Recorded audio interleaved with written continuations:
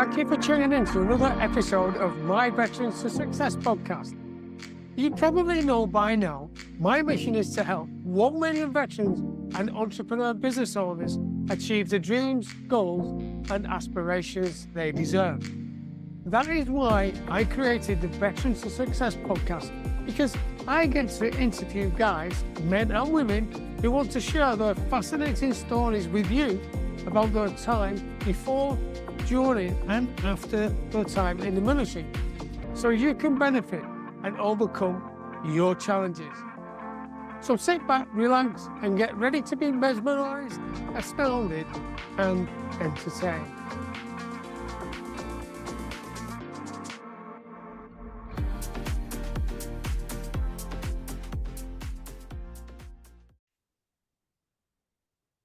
Hello and welcome to another episode of Veterans to Success, where I get to speak to seemingly ordinary people with extraordinary stories.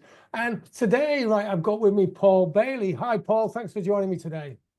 Hey, Joe. Lovely to be speaking with you. Thanks for having me. My pleasure. And we've had it.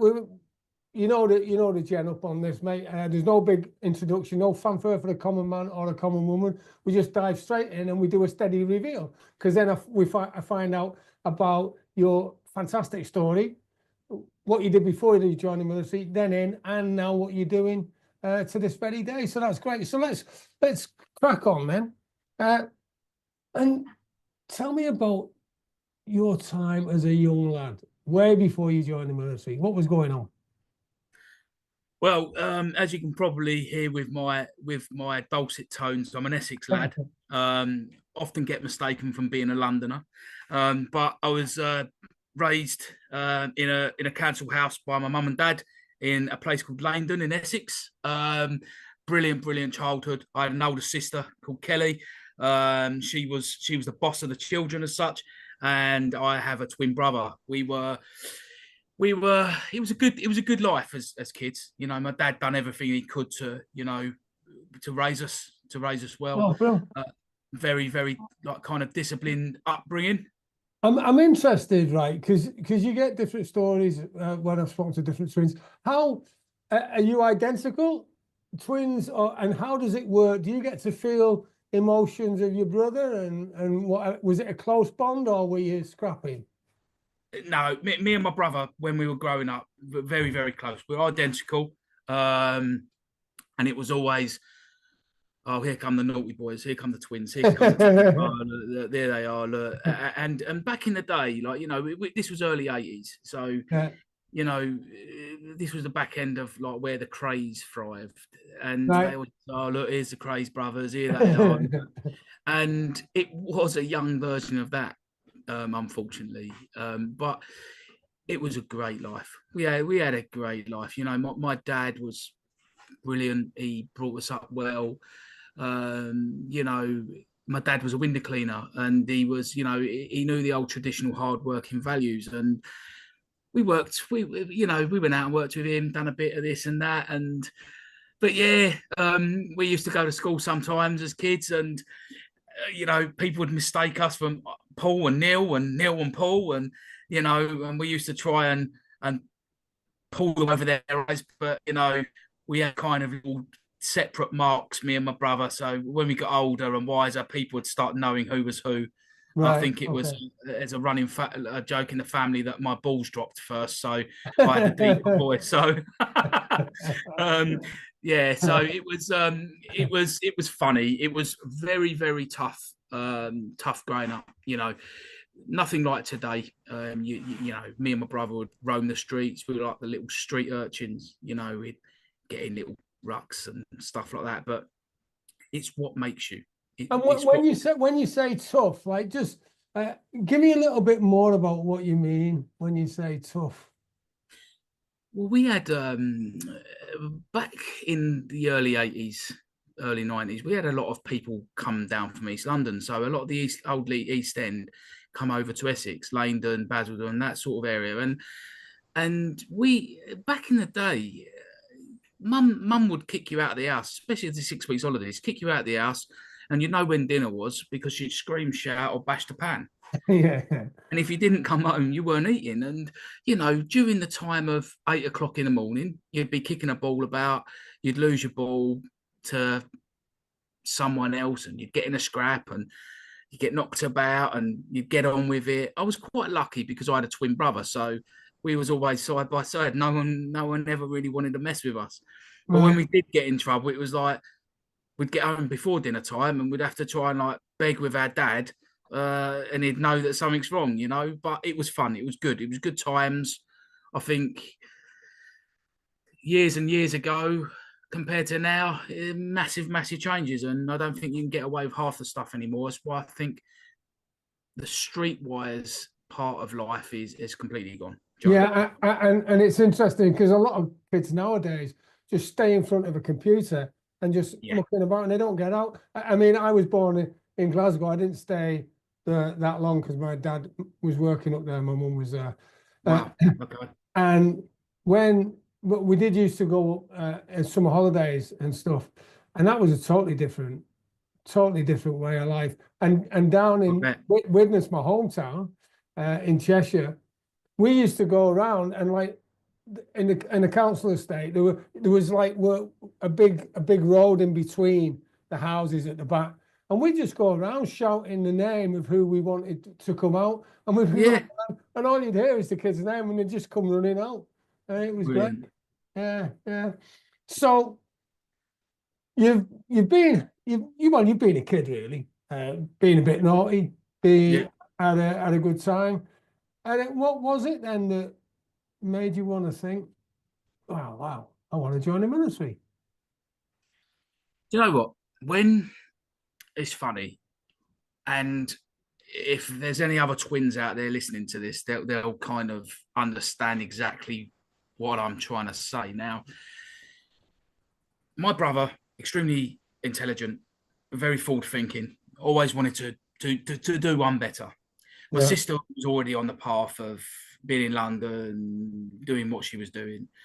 And there was a lot of element back then in like the early 2000s where people wanted to go into the city. I want to get on the rattler in the morning. I want to feel that vibe. I didn't have that. I wasn't excited by that. I didn't want to be in a suit. I yeah. like I like being smart. Every Christmas, you know, my dad bought us Ben Sherman shirts, Levi jeans. Oh yeah, right, We okay. had that old tradition, and you know, me and my mate Brad, and we always liked looking good, but we didn't love that vibe. And you know, I just sat down and said to my parents, like, you know, I don't know what to do, because years and years ago, Joe, you didn't get what we got today. You didn't have the. Do you like do you like football? Did you know how a football stadium runs? There's stewards, there's security, there's safety, there's this. Oh, okay, light bulb moment. I might do that. Or did you know if you wanted to go and work for Fords, you can be an electrician, you can be a sparky, you can be this, you can be that, or you can do the day to it. It was just like mechanic, gardener, window cleaner, a load of stuff that we left school and they tried to educate us with was manual, was very Yeah, yeah, manual. yeah. Unless you were very, very intelligent or you had the kind of ideas from friends or family to go into stocks and bonds, you never heard of it. So for us, it was very right, manual, let's go. My brother had already ticked the box for going in London. I didn't want to. My sister was there. And I thought, you know what? I'm just going to go to college. I didn't even want to be there. To be fair, I was just kind of like ticking the box and making my mum and dad happy. I think Yeah. that failed. You know, fights and all sorts of rubbish stuff. Got kicked out of there, and by that time, my mum was just like, "Listen, I've got an idea. I've been and seen your granddad. Go and join the navy." You know, again, never really interested me as a young man, 16, 17. All I was interested in is earning a pound note somewhere and putting it behind the bar, you Right, know. yeah.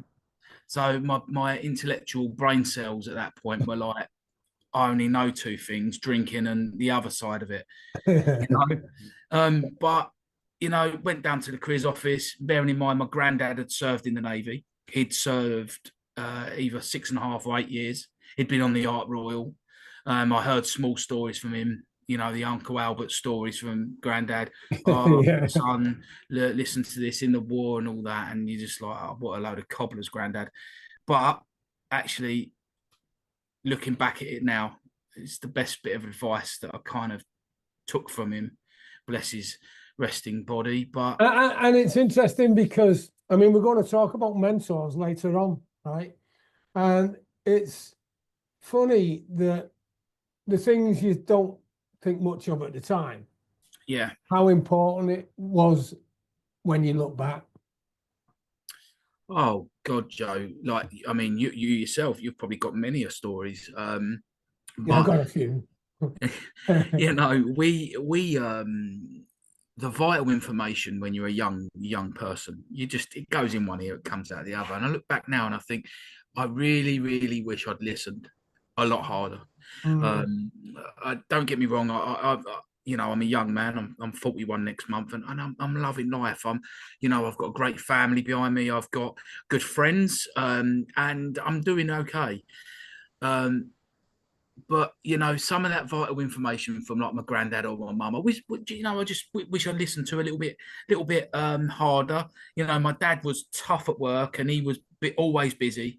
I just wish sometimes that he would have sat me down a lot more and had more conversations with me about it, because I might have even joined earlier.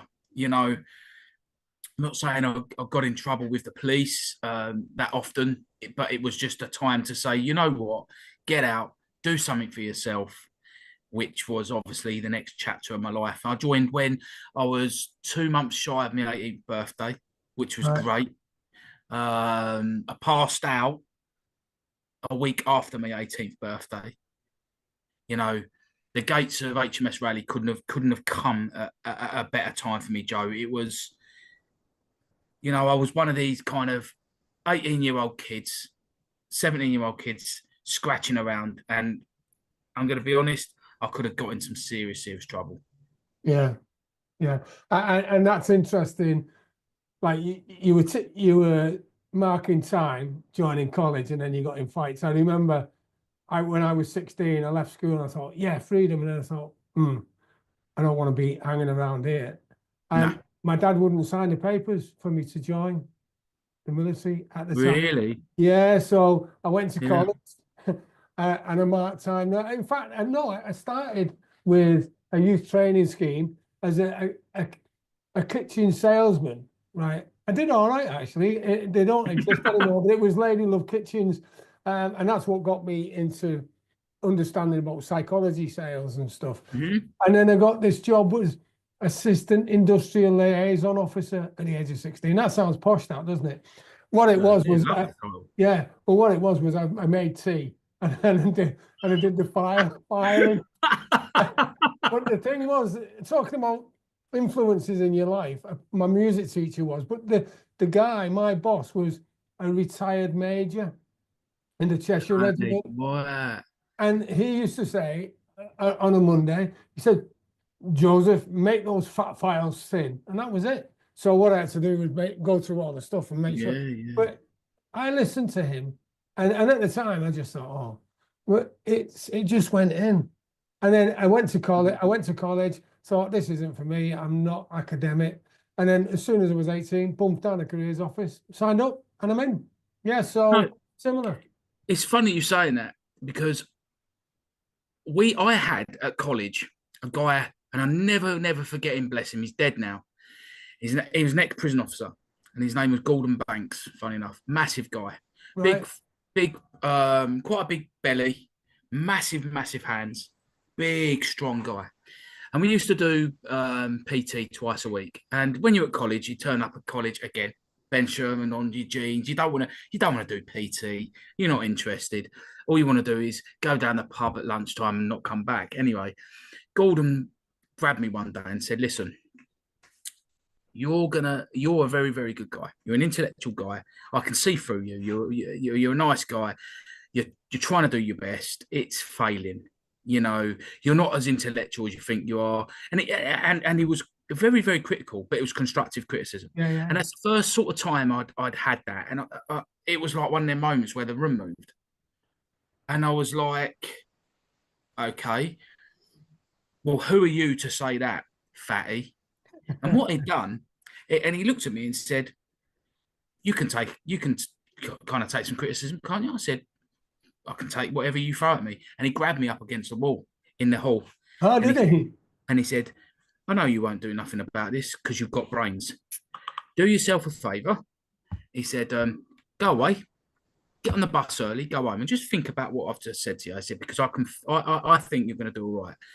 I think you're going to do all right in the military. He said, go and have a little think about what.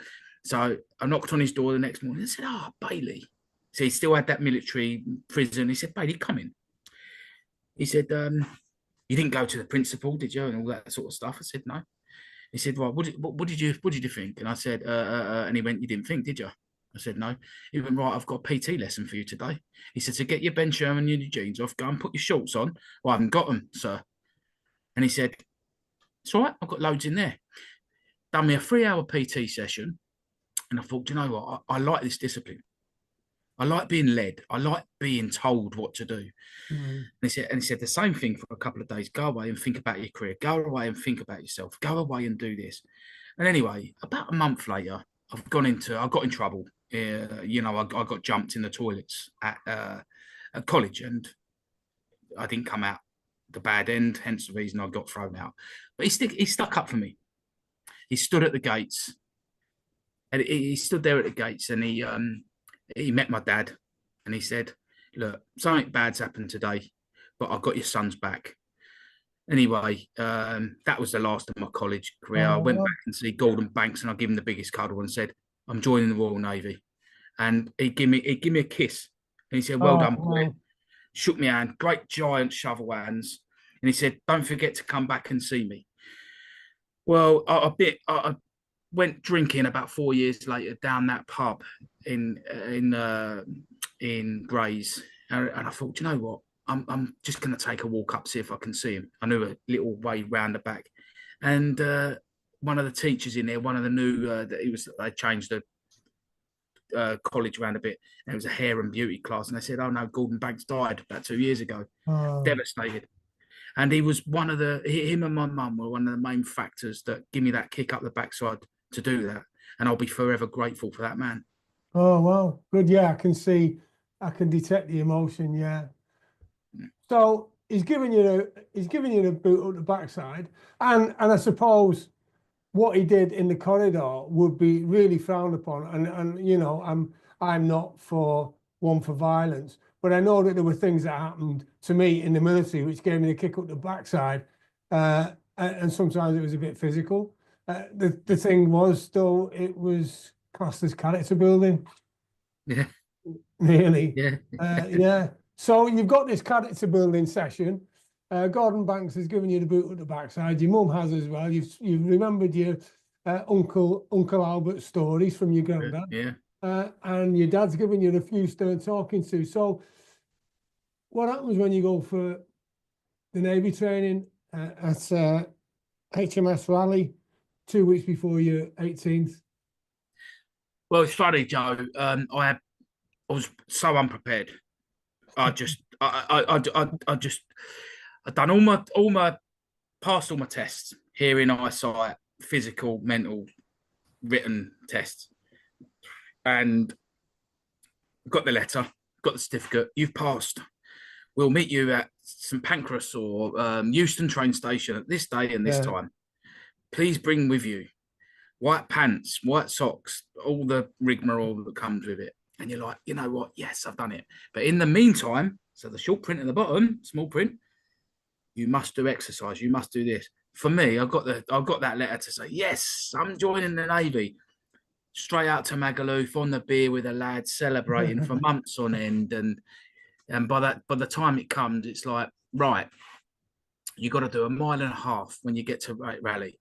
So me being me, for Navy lads, it's 3 days, isn't it? 1.5 miles. Yeah.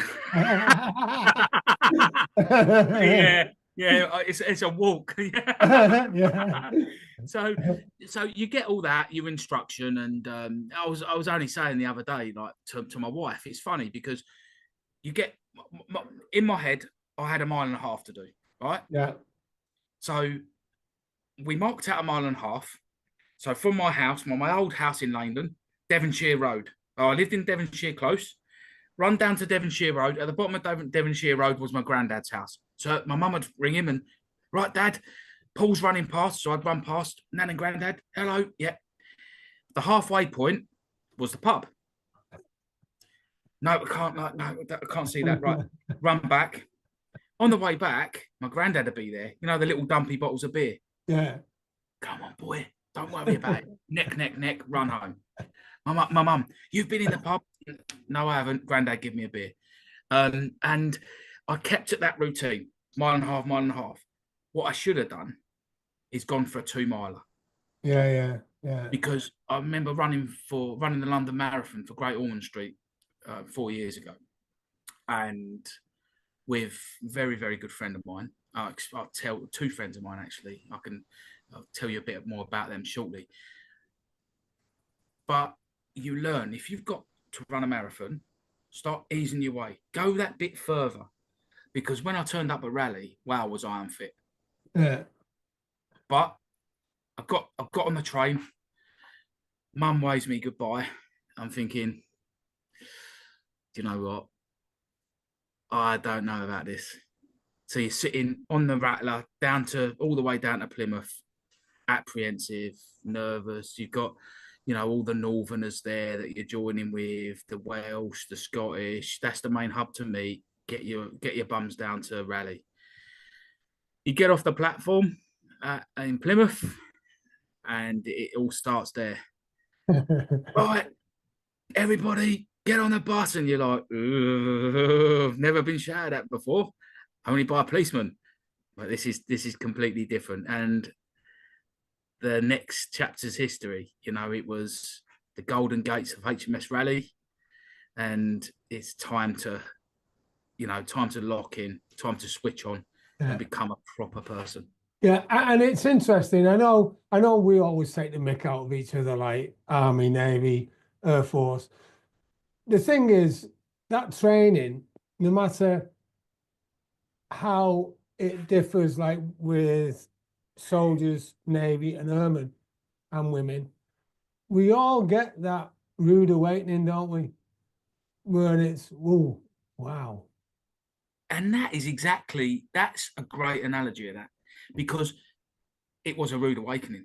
It was a very, very rude awakening. Now I'm there at the time with 30, 40-year-old men, I think I must have been one of the youngest guys there.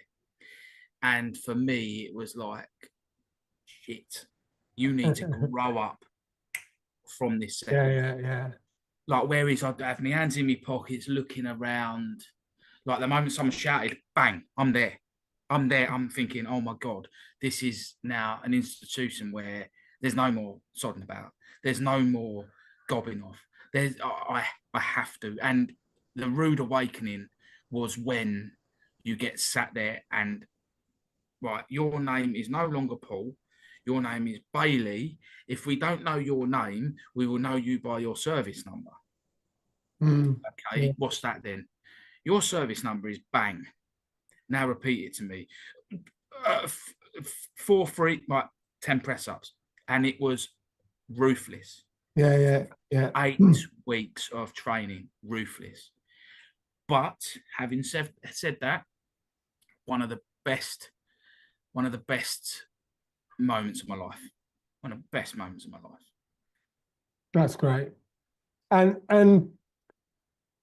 one of the things that we did chat about during the podcast is it's not about going through every stage of the training and your military career per se. It's about the lessons you learned during that training and what areas of the Navy you worked in. So you've come out of training, right? And where's your first posting? Where'd you get to? So we done an extended 4 weeks in HMS Raleigh. You go to a seamanship school to learn the basics of being a seaman, rope work, rope knowledge, seaman knowledge, navigation, that sort of stuff. And basically just a little bit, a notch above the discipline that you've been given, but a little bit more relaxed, if that makes sense. Mm. Passed out of there, and then straight on the bus. There was no, literally, you finished your last session on the Saturday evening. You do your, basically on the Saturday afternoon, you do your exams. You all get about 2 hours to do some recreation on your own space, so you can sleep, get your clothing ready or whatever. Bearing in mind, you don't even know if you've passed or failed yet. And then you get called into a room. Right, Bailey, you've passed on that coach. Go. All right, okay, bang. And then you're literally, where am I going? Right, you've been designated a Portsmouth training base. So we headed down to HMS Dryad, which is now the official police training school.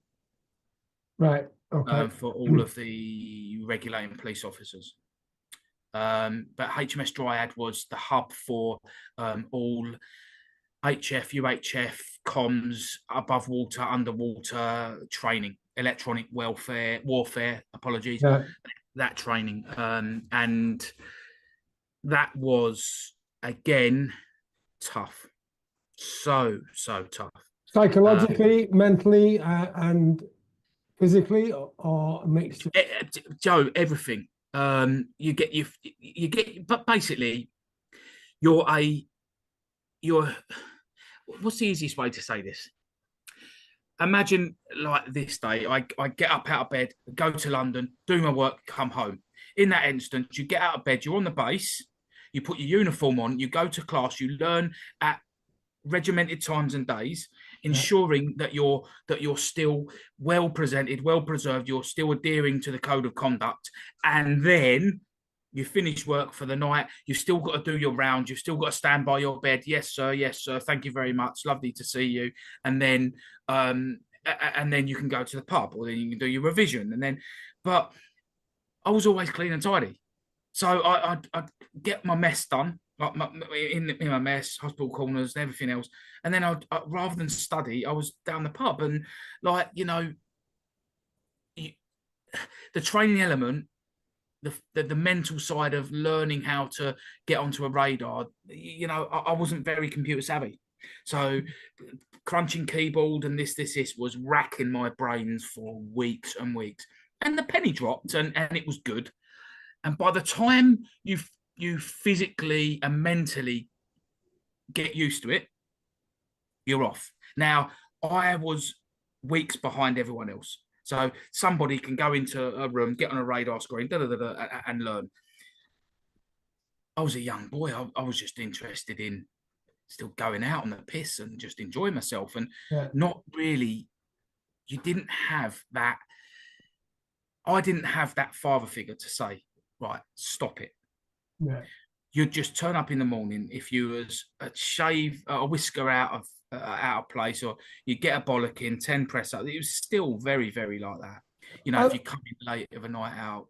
And by the way, like, because you just touched on something there, which I want to delve into a little bit deeper. You said that you or effectively paraphrasing, you were getting left behind because you weren't advancing as quickly as the others on the radar and stuff and the keyboards. How did that make you feel? Well, crap. It's, you know, and it was all my fault, Joe. It was all my fault. Yeah. You're in an institution where you put so much pressure on yourself. You want to be the best. In the military, everyone, I don't care who you are, what race, creed, colour, anything. I don't care. We're all brothers and we're all sisters, and we've all got the same objective. But in the back of your mind, you still want to be the best. You want to look the best. You want to be the best, whether it's the creases in your trousers, the shiny shoes, or how good you are at putting data into that radar screen, right? And out of our kind of, like, I think it was 4-month training period, by 2 months in, you're going into simulation. You're going into real-time simulation to get a feel of it for when you're on the ships. Now, 2 months in, everyone's like, this is, I've done this. This is easy now. So their next 2 months are 2 months of simulation. It gets boring. Yeah. But 2 months in, I'm still trying to work out the injections of what to do and how to do that. And everyone's like, God, why aren't you getting this? And I'm like, I don't know. I've been very, very fortunate to have the discipline of my dad, the work ethic of my dad. But me and my dad have always worked the same. It takes us 5 or 6 times more than it does the individual. At school, if someone sat me down and explained things on one-to-one, I'd be better at it. But you don't get that. You get one petty officer or a chief or warrant officer will stand you in class and go, garble, garble, garble. And everyone's like, yeah, it's fine. And I'm still trying to catch up and write it down. And I was struggling. By the time I picked it up, I'm like, yeah, we're doing this. And everyone else is bored going, and I'm celebrating actually learning, not even being able to, think to myself, oh, I could do with another couple of months of simulation. No, bye, you're going HMS Invincible. Yeah, and I bet you that was a shot. What you've just triggered triggered in my mind there was, I remember that not being academic per se, I would have to work so much harder to intake the same information. But what I got to learn was that if someone could do something and get a result in such and such a time, I'd say, well, I'm still going to beat you, because I have to do, even if I have to work twice as hard, put twice as much work in, put twice as much time in, I'm going to beat you. Because if you can do it in 1 unit, I'll do it, and it takes me 3 units to do it. Well, I'll do 6 units, so I could do twice as much as you. Does that make sense? Yeah, it does, Joe. And you know what? It's funny because if I knew all of them years ago that I had ADHD, that I had some PTSD, I would have been able to deal with it better. My brain has always gone overdrive. I've always worried. I've always been anxious and stressed, and that doesn't help the situation that you're in. And the military, brilliant. If you're the right face, brilliant. Which luckily I was. But in terms of, it's very fast paced. It's very regimented. You go, go, go. And over time, I learned different situations.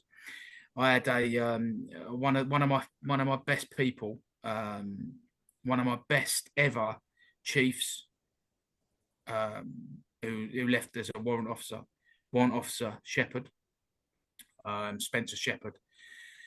Great friend, great ally, like great kind of guy to lean on. He was amazing. He was one of these guys that put his arm around you.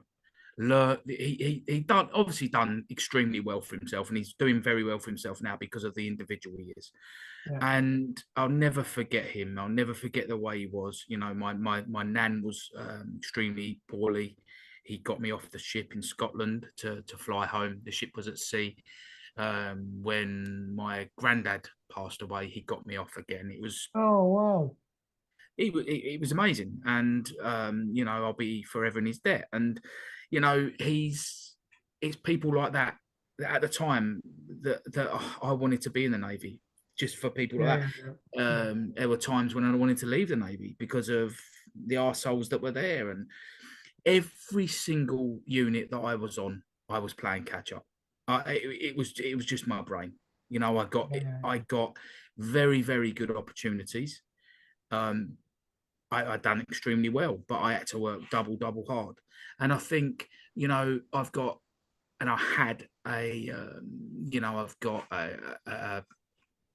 addictive personality. A lot of Matt Lowe's are known for drinking a lot. I drunk for 12 and a half years every day, gambled a lot. You don't get that help. And that doesn't that doesn't help the situation when you're trying to work hard. They say work hard, play hard. On the border of being an alcoholic, and had to wean myself off of being a gambler, an addict. The military throws all this stuff at you. It makes you the stronger person. Yeah. And there I am having a beer. So. Well, I do recognise that the beer has entered the conversation a few times. Well, it's much more control now, though, isn't it? It's a, Oh, 100%. yeah, and It's Friday. yeah. So you went through the military career. What was, and you served with a lot of people who were a-holes and also people who were smart people who were acting as Mm. mentors. What was, what sort of roles did you undertake, and what was your most memorable posting? So I had a varied career. So first my first seagoing unit was HMS Invincible. I went on to the Dumbarton Castle down the Falklands. I was down there for 7 months. I was on HMS Ark Royal. I finished my seagoing time on HMS Manchester, but I spent some time with the Secret Service and the GCHQ doing sneaky beaky stuff with underwater submarines, which is brilliant. I think my highlights must have been going to down the Falklands because one of my best friends, Danny, um, massive impact on my military career. We're still good friends today. He was my best man at my wedding. We were both having kind of a tough time on HMS Invincible. You get your 4-year post. We could have kicked around in Rosyth in Scotland, but we both made the decision rather than just hop from one aircraft carrier to another. Let's just get away from here for a bit. And we both went down the Falklands, and we both decided, let's do it as mates. One of our other good mates, Paul Stevenson, he come down there with us, and me and Danny actually ended up being the ship's divers, and Oh, wow. it was fantastic. If I could do anything like that again, I'd go back down on that ship. It got condemned. I had an amazing Captain Robertson. I had an amazing team. There was only one guy that I hated down there, and everyone else hated him. But he was one of the leading hands down there. One of a couple who was just a big fat useless mess that used to bully people. But having a good few friends down there with you, we didn't put up with that. Yeah. And yourself in the military, you kind of stick together.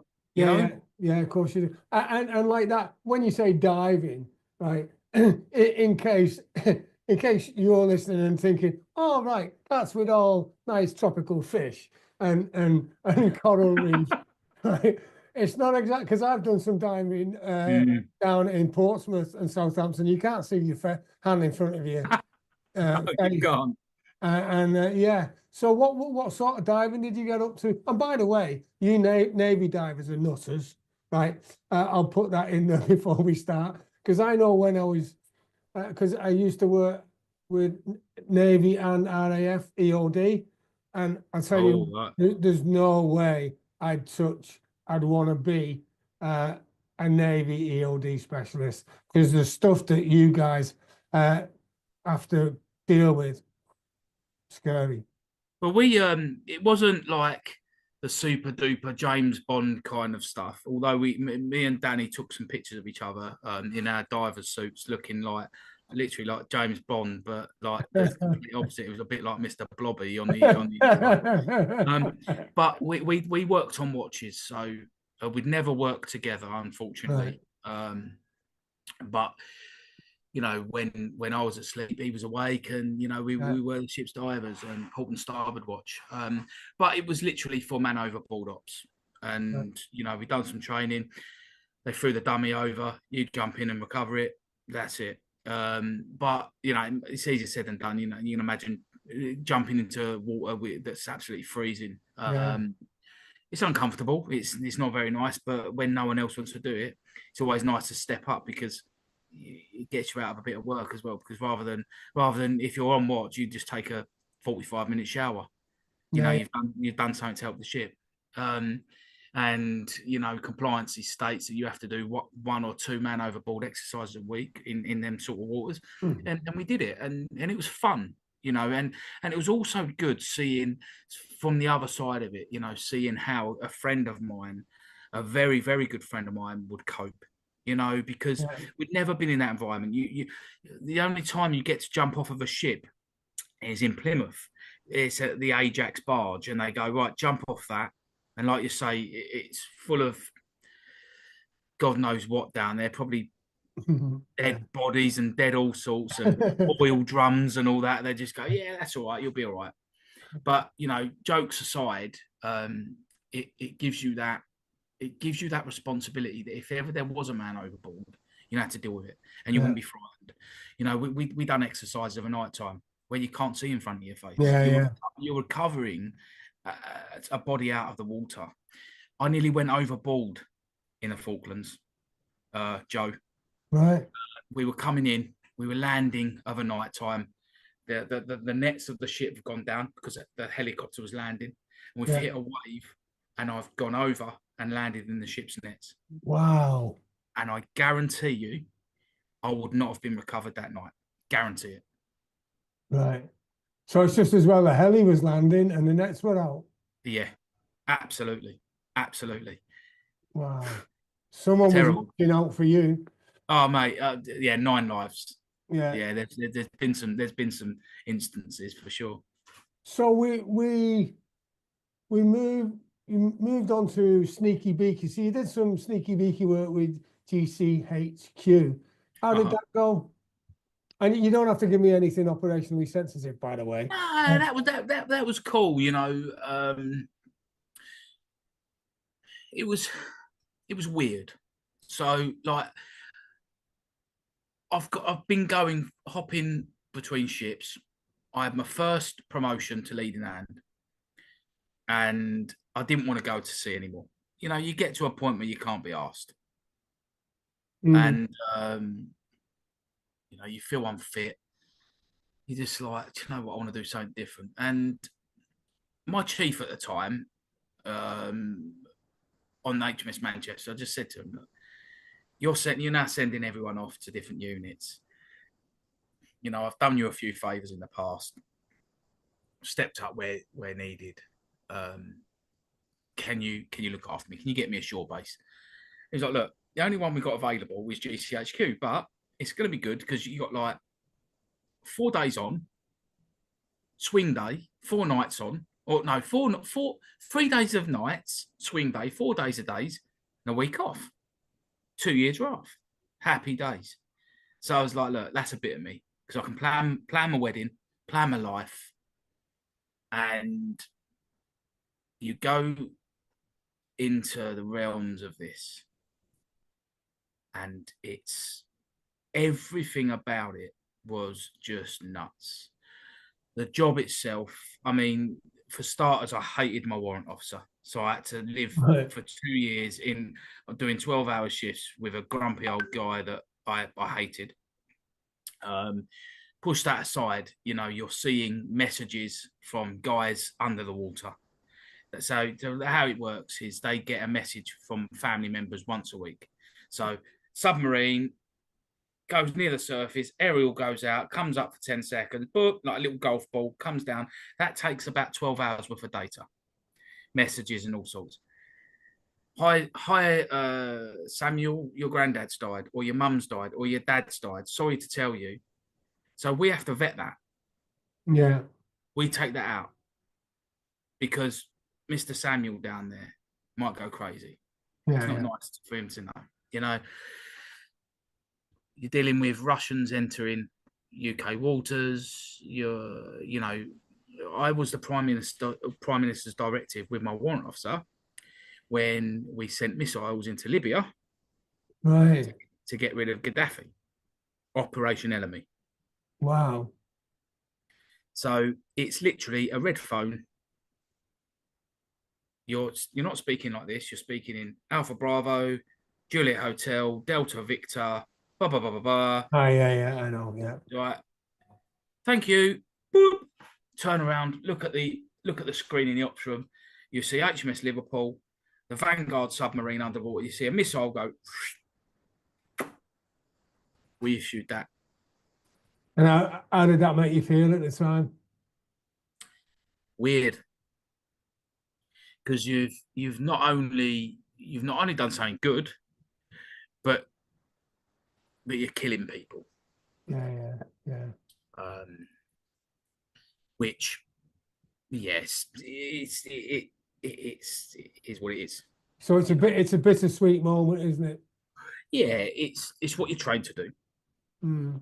Again, the environment you put in, it's not great, but you learn faster. You know, you got to protect the people there. And you know, if it wasn't the Vanguard to do that, was someone going to fire something at HMS Liverpool? You don't know. Yeah. So, in all fairness, and you know, jokes aside, we were down there to do something. We done it. The objective was X and Y. And Z was the outcome. Simple as that. Yeah.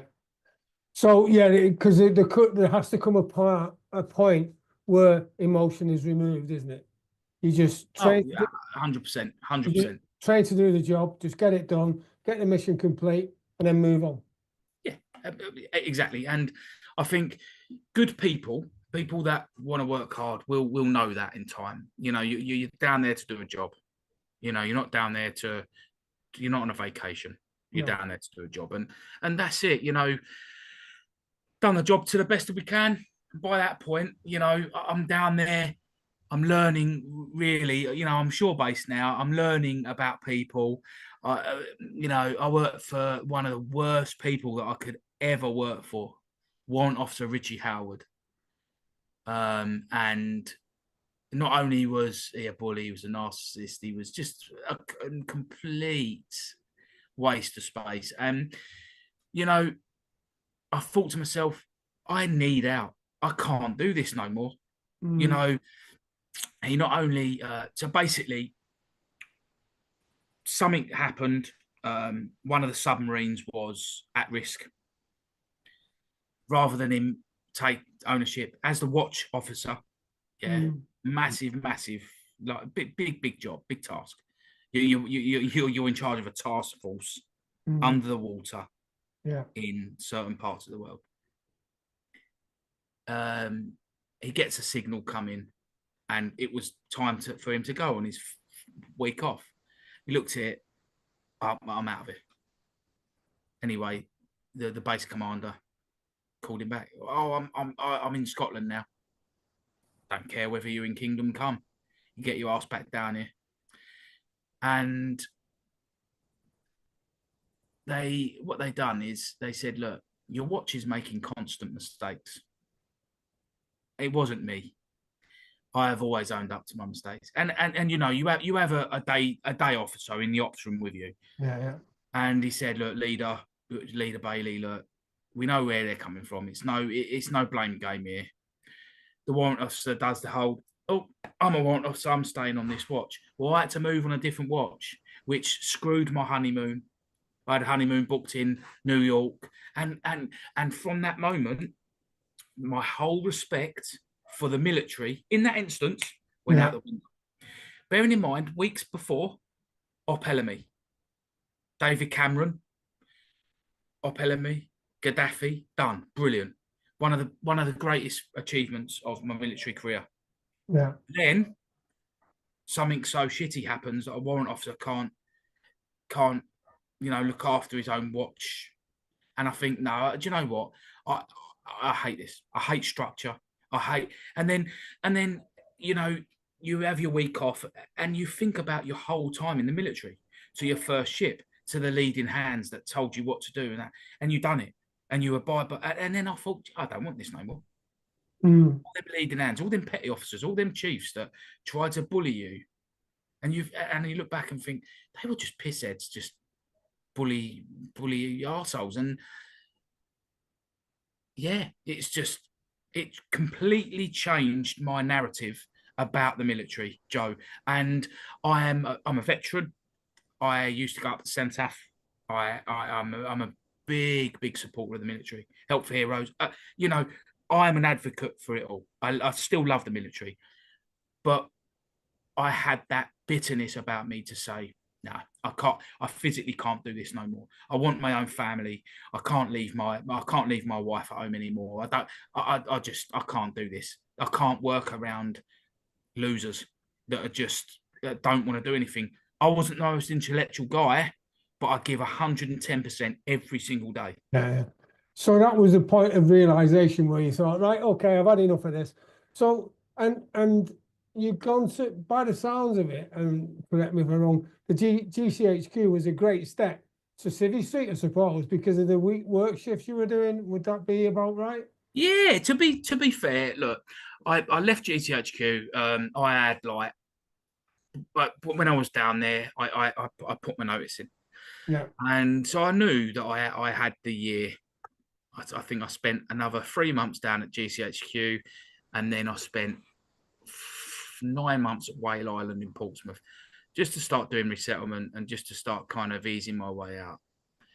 And it was horrible.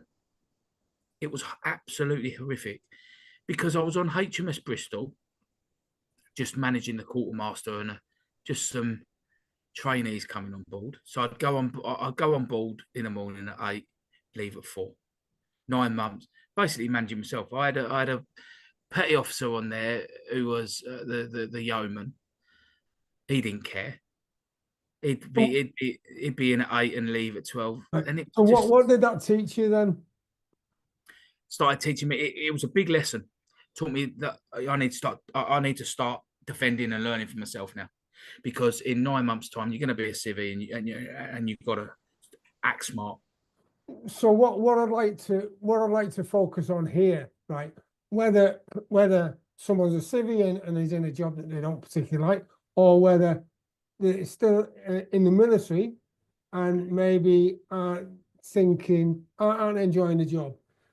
What did you learn during that period that has taught you a great lesson? We'll come on to where you are now, but that taught you a great lesson about yourself, other people, and how to deal with situations. I learned about welfare very, very quickly.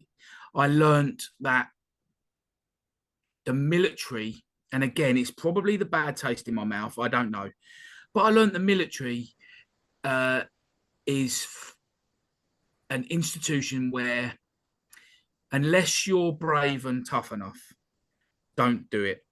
Unless you have got the mental capacity to be able to deal with people that hide behind a rank, don't do it.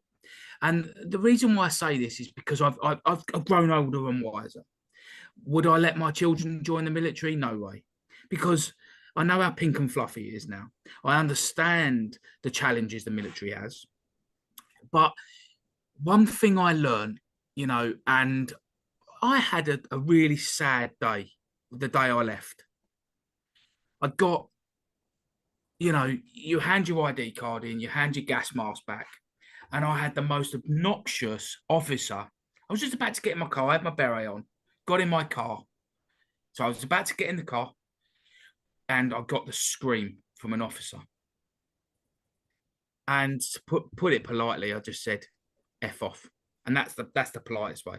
Mm. And to know that that was the last conversation I had with someone in the military is quite sad, Mm. because there was no process to say, "Leader, thank you so much. Thank you for your time." Yeah, and that's a sad indictment on not the military system per se. It's who are interpreting the rules and the people involved. Because when I left, I came to a situation where I just thought, right, I want to learn about Civvy Street and what other opportunities lay beyond that. Because I think it's a part of development. Some people stay in for the full 22 or even longer, and others just stay in for a shorter time. So you've made that decision to go. Your final day wasn't great because of a particular officer, and you gave him a short, sharp salute. So what happens now? And how are you feeling about the future, and where are you going?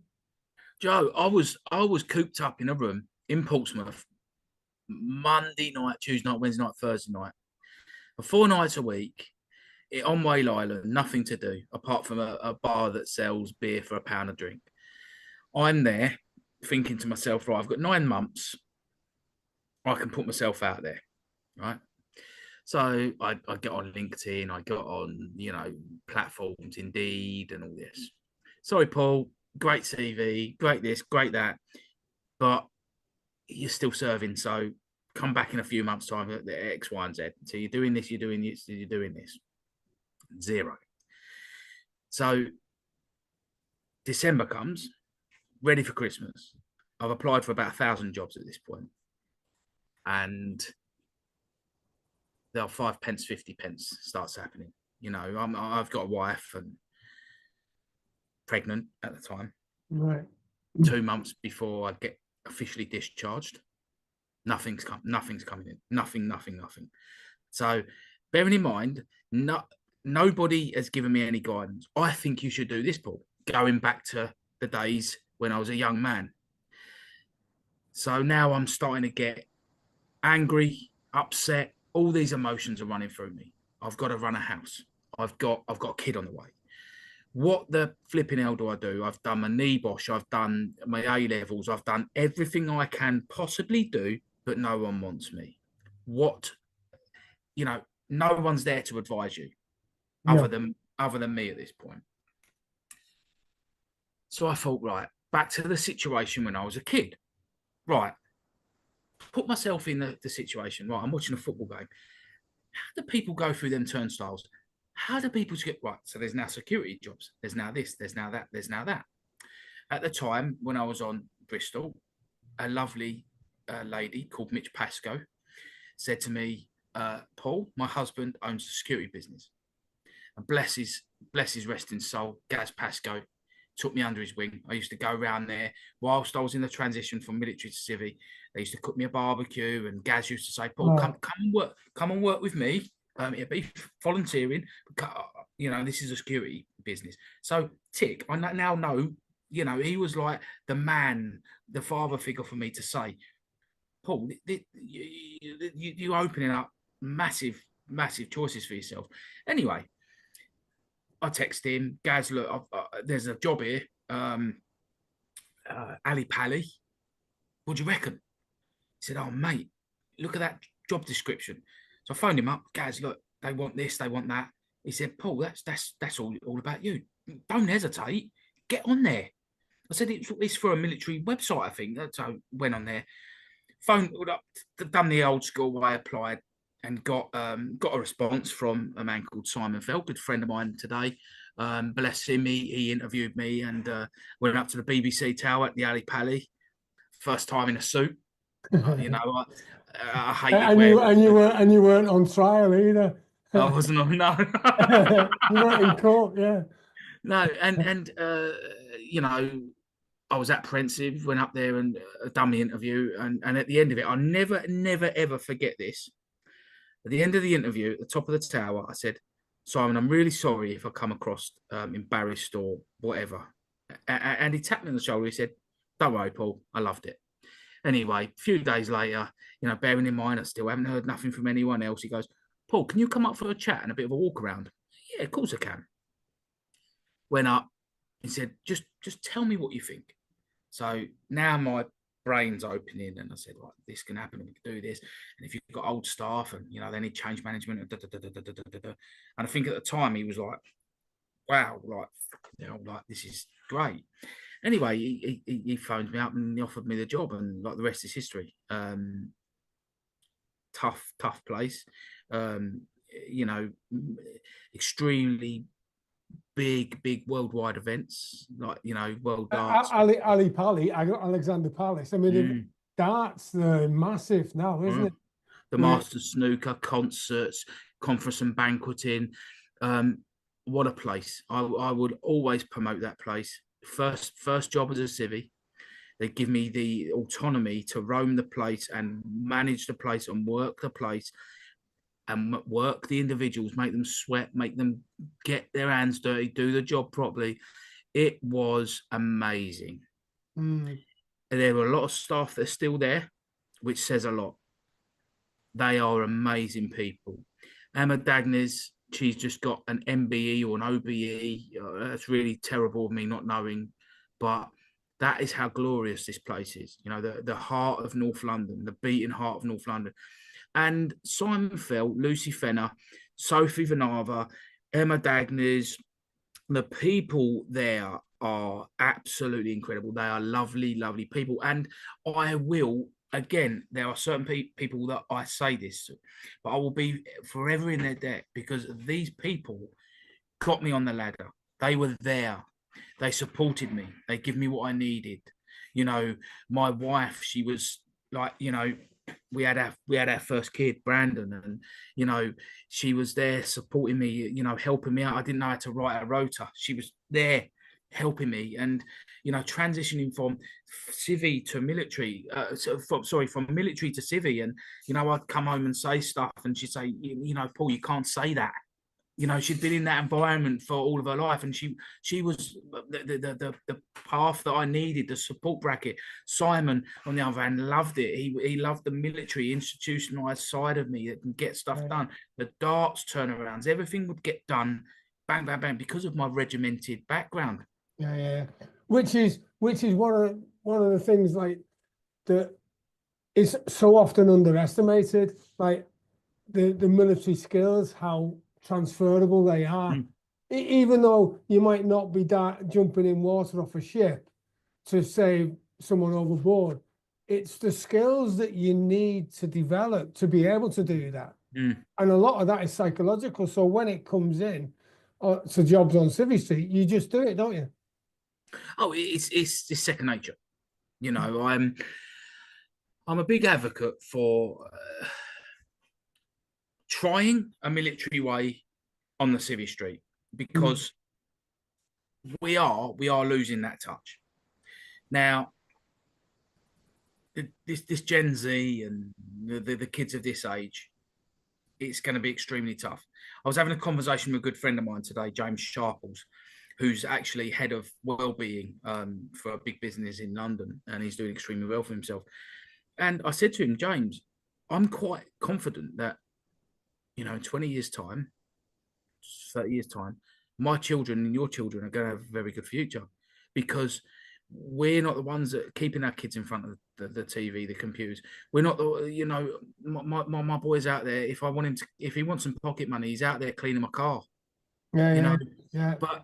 But nowadays, I know that the kids will be like, "Can I have some money, please?" Yeah, there you go. Just have it. Just for an easy life. And unless we invest our time in our children to understand things like this, then James was right. You know, our kids will have the good life and running businesses or doing what they want to do with our education behind them. And the others will just be there, just gaming and just, unfortunately, lagging behind in life. Yeah, definitely. So you leave Ali Pali and then you're staying in the sports arena, so to speak. Where is it next and how do you get on from that? I went to Tottenham Football Club. So I always had a passion for football, Joe, being a Spurs fan. And I wanted to test the waters. I wanted to I knew I had the skills. I knew I had it in me to go and manage multiple teams. You know, I was managing teams at the Ali Pali, and you know, it was fantastic. But I knew I had it in me to not just manage one or two teams, to manage a whole site, which included groundsmen, health and safety, safety officers, cleaners, facilities, you know, a few reception teams, and I've done it. Unfortunately, things happened, bad management there, club fell apart, CEO left, CFO left. That is a big loss, isn't it? And the club owner at the time pulled out. And it was either lose your job or walk away.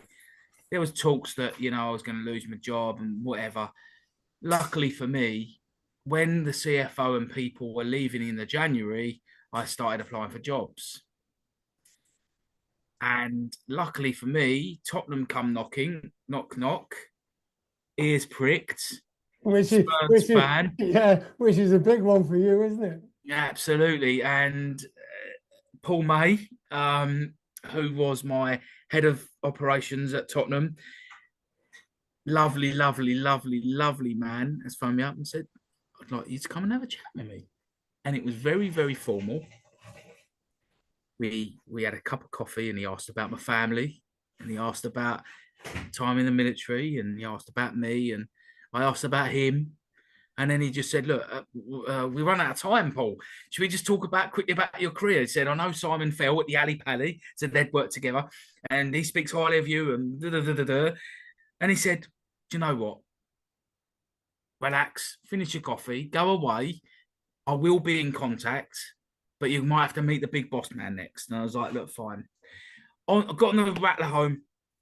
By the time I come home, opened the door, sat down in the conservatory, ring, ring. Mr. May would like to see you again. This is from the agency.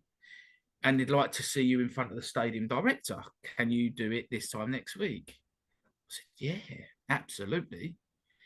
And yeah, it was, again, a really lovely conversation with stadium director, John Babbs, very, very highly regarded man in stadium and, you know, and stadium and that sort of stuff.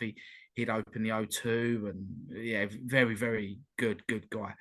And, yeah, basically, again, I've met them, had an hour with them up Lily White House, bearing in mind I'm now watching the brand new stadium take place. Key in the door, in, sat down, ring. Paul, good news, they've offered you the job. And it was like one of them moments, like a Ratatouille moment. The room moved again. And I was like, oh my God. And my wife was listening in and we were both like, this is amazing. This is amazing. When can you start? And I said, about a month. And it was awesome, Joe. It was absolutely awesome. And I had the autonomy there. I started with a blank canvas as the head of logistics there. And Paul said to me, and I always say this, Paul May, my hands are together. I'm forever in your debt. He gave me the opportunity to be there. Not only did he, as they say, let the bird fly, but he let me have a management style with him, like he did with me, that turned out to be very personal. And we were friends. And he liked things a certain way. And it was either a phone call or email or face-to-face. Paul, he loved he loved it. Military way. Done. In progress, go. Yes, sir. See you later, Paul. I'm off. And he'd be like, awesome. He could sleep better at night because he knew I was doing stuff. Yeah. And John Babbs, our stadium director, was very similar like that because he was ex-army police. All right, okay. That's not his fault. That's not his fault. That's why I used to like him in front of him and hate him really, but no. But no, to be fair, what an exceptional man. A guy called Darren Lewis, a very good friend of mine. He was head of cleaning operations at Tottenham. Tough job. Very good at it. Him, me, and Paul May. We run the London Marathon during COVID. Right. And wow. And at the time, and I don't think he'll have any problem me saying this, but Paul had cancer. He didn't know it. Oh. And he ran the marathon, and he had in his head, I'm going to get there before the boys. I'm going to get there. And we're all finishing the last bit. There goes Paul. Oh, thanks. You know, I thought we were going to do this together, and he's off. But no, we done it together, and I absolutely loved him, loved working for him. An absolute genius of a man, and you know, he got me. Well, I've since Tottenham, I've had 2 glorious jobs. One that I'm in now, and one at Chelmsford City Racecourse. Yeah. But he has set me up for life, and what I mean by that, he's let me put my military style into my civvy style, bubbled it up a bit, Joe, and let it go pop. Yeah. And sometimes you have to let ex-servicemen go. You have to free the bird, because if you're gonna micromanage and put an ex-serviceman in a cage at work, you have to let the bird fly. You have to let Mm. them shine. You have to let them go, because then you see what they're capable of, right? Yeah. And Paul done that for me, and I know I could keep talking about this for hours and hours and hours, because I love him so much, but he done that for me, and I used to say to him, Paul, well, we might have some trouble, in the bowl with the pitch transition. He'd go, all right then, I know it's the facilities team to do it, and I know like half of the remit for this is you, but just go, and if you want, go and take charge. So in the end, the maintenance manager was never there anyway, Mm. non-existent. So I'll tell you what, boys, I'll step in. I've got more kudos from the lads. Right, lads, what are you doing? Well, I tell you, do it like this. I'll get my team, do it like this. And I'll go back to Paul, and he go, oh my God, there's a pitch transition. Right, don't worry. Stay in your car, go home. It's being dealt with, Paul. This is regimented email back. And he'd go, oh my God, mate, this is amazing. And he just used to let me crack on. Good. And, again, forever in his debt, because of the way he let me just fly, Fabulous. Well,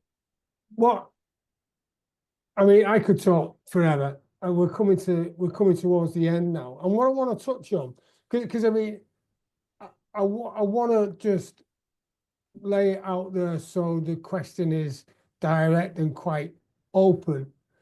How important, because you've been referring to it all the way during our chat anyway, how important do you think having a great coach or mentor is to help you succeed? It's extremely important. I think if you go into a business now, I'm talking, I'll cut this in half. I'll dissect it. If you go into the military, young, medium, or an old age, you need guidance. Yeah, because that individual might have an underlying issue.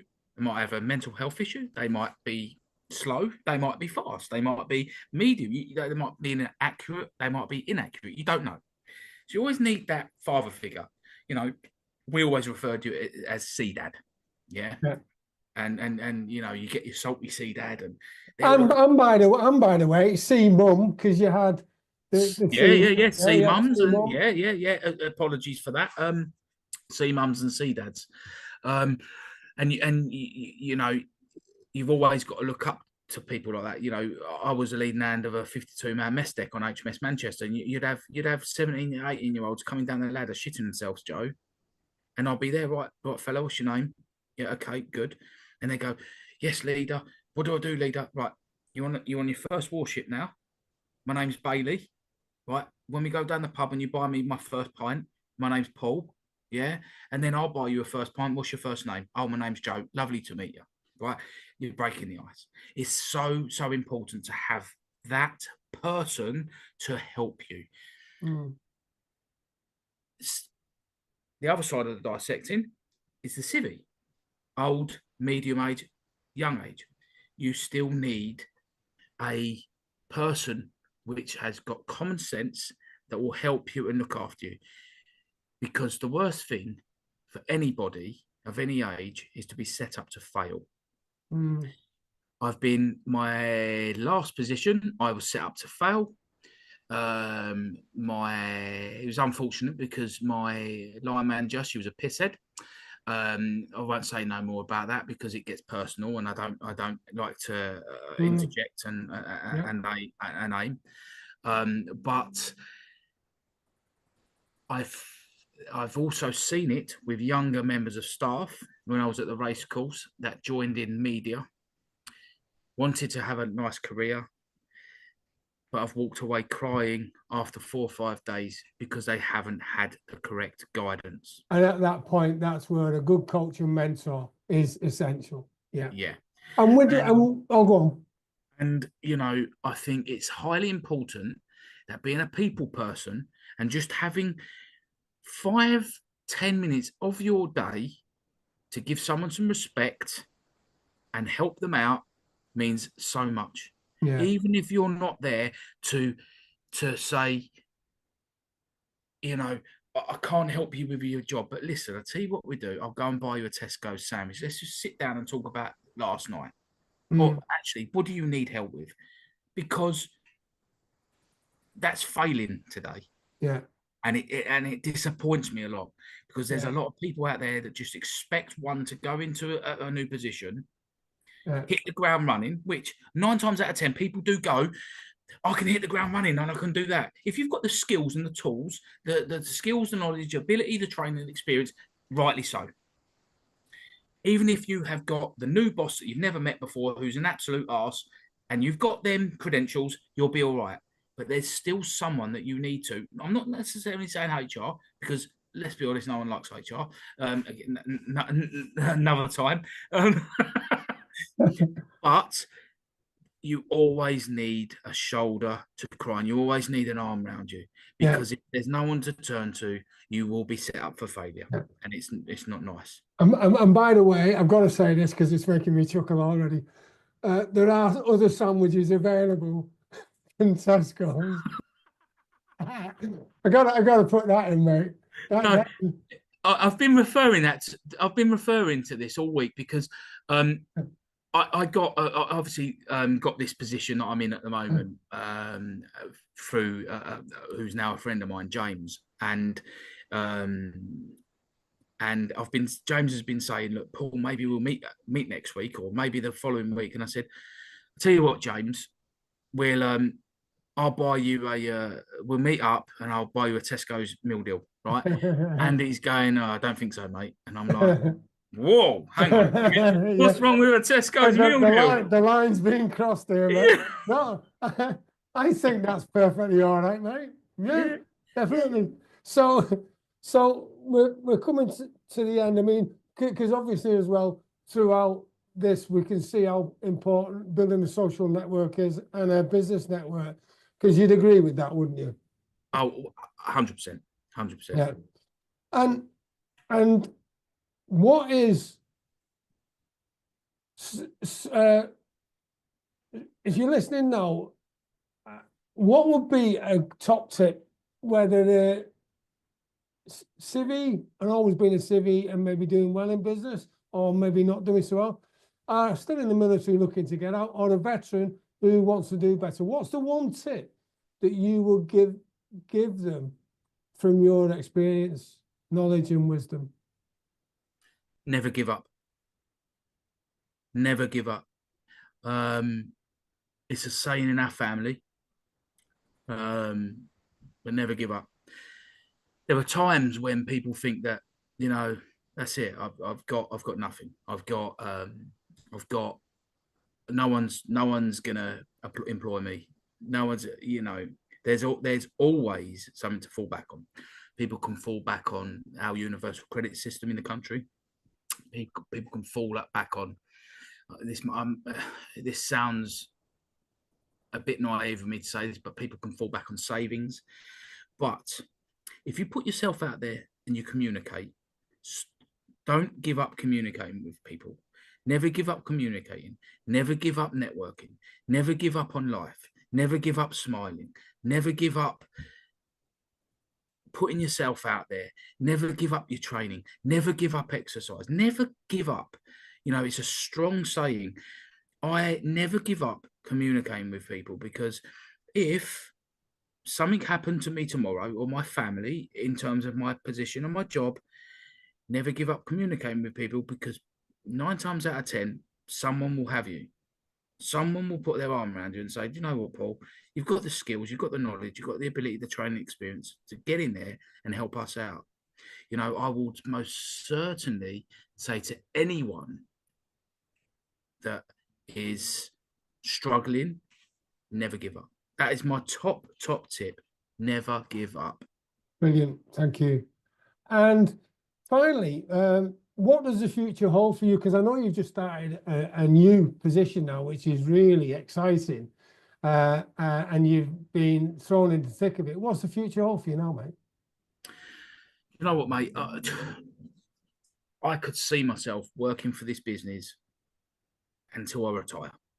I'm in a private kind of industry where I look after principals, property and estate, managers, teams, protocols, processes.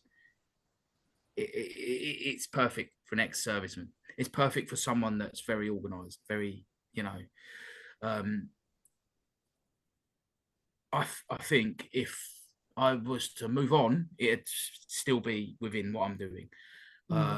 But if my business that I'm working for now wanted me, I'd be there. You never know what happens, Joe. You never know. But I'm extremely happy. I've got the freedom now to excel in what I'm doing. I've got the autonomy now to manage people the way my principal wants the things done. I'm very, very grateful for the patience people have had in me. And I think I don't want to, or I haven't got the time to change anymore. There's a big saying on Civvy Street, and you're probably aware of this yourself, Joe, that you'll get to a certain age and you're expired. Everyone has an expiry date. If in 5 years' time I looked at a job in, let's say, Queen's Park Rangers Football Club, because Mr. May, Paul May, good friend of mine, loves his team. If a job come up there as head of operations, I've got the experience, but a young, spunky 25-year-old, so it's 20 years difference now, come along. I almost certainly know that recruitment will probably pick that individual because they'd say, do you know what? Paul Bailey's only got 10 years. And is that enough time? We're going through transition. We want this guy probably on our books. So everyone's got an expiry date. Doesn't mean that there is a no, but I would most certainly say to ex-servicemen, if you're coming out the military in your 40s, try and pick a job that you can see yourself being there for 10, 15, 20 years. Be committed, be loyal, and show that and tell the potential employer, look, I've just done 22 years in the gravy or in the army or whatever. I am looking to do that here. So throw me in at the deep end as a supervisor. My last position here, I'd like to become a senior manager. That's my tips. And I think for me now, mate, is just, I'm just cruising now. Joe. Good. Yeah. Well, listen, starting, because we didn't say what your first job was, it was actually a checkout assistant at the Asda. So from there and being, with all due respect, not the greatest of students at school, maybe getting in a few bits and bobs. So going through to the central headquarters of intelligence in the UK, and then leaving and going through some fantastic roles by just getting out there, doing it and thinking, I can do this. And that's not all plain sailing, mate. I recognise you had a few ups and downs, but you never gave up. And how can people get in touch with you? What's the best way they can get in touch?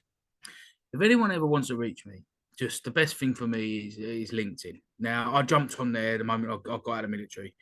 It's the best networking platform for me. I'm not endorsed to get any financial benefit from LinkedIn by saying things like this, but reach out, network on LinkedIn. If people want to speak to Paul Bailey, speak to Paul Bailey. Joe, I've got a fantastic story I want to tell you. Go on. So yesterday, I got given a task to go and find a chef. Obviously, I'm in the business of private work now. I found a chef that was a semi-finalist on MasterChef who wants to come and work for me and the principal via LinkedIn. But then this was a conversation through LinkedIn. So I'm one. I don't judge people. I'm not. I like to talk to people. I'm a people person. This guy blew me away. Now, moving forward, he will come and work for an American businessman that's highly regarded in America for what he does. And if anyone ever wants to talk to me about anything, how do I get this, Paul? How do I do this? How do I do that? We're all busy, but there's never a time where we're not busy. I am always open to talking to anyone on any platform of life. Just before Christmas, a good friend of mine, Fraser, I spoke to his son about joining the Royal Navy, and he's heading down to the recruitment office, I think, the beginning of February. So I couldn't have Fantastic. done that bad of a job, you know. Yeah, fantastic. You're getting on the recruitment team again. God, yeah, I know. I should be making money from this. I tell you.